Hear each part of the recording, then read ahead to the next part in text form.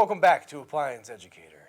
You may have watched our last episode where we had an A-B testing with two types of trees. Nick, do you want to walk us through what we had done with these? Yeah, so what we did here is we have a Douglas fir here and a noble fir here, and we lit them. Matt did an extraordinarily bad job. Not on fire, we put lights on them. Yes.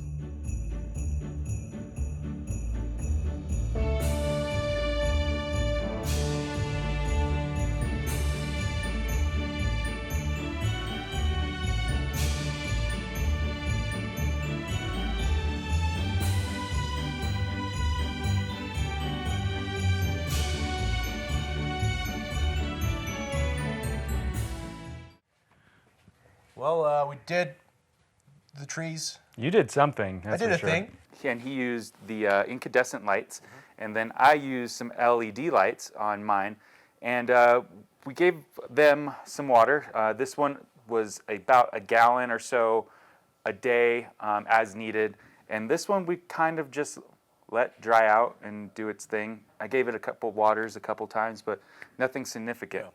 And the results were definitely surprising. What we thought would happen is this guy would be brittle, falling apart, easily catching on fire from the incandescent lights, possibly bad wiring. You may have seen our last video. Louis? My tree.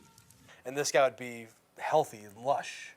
However, if we walk over here and take a look at this Douglas fir here, the branches aren't really breaking. They're still green, even though they've been pretty dry.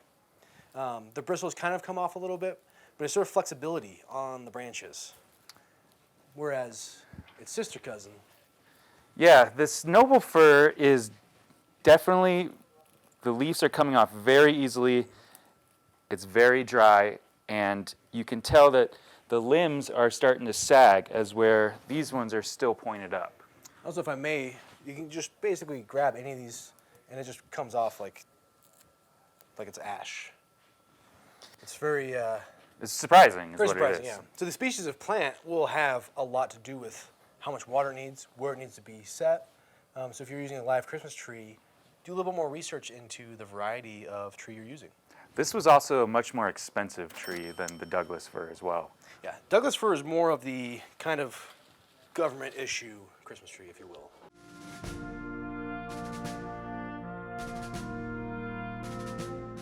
It's very standardized. If government cheese had a tree, it would be the Douglas fir. This would be the cheddar cheese of Christmas trees.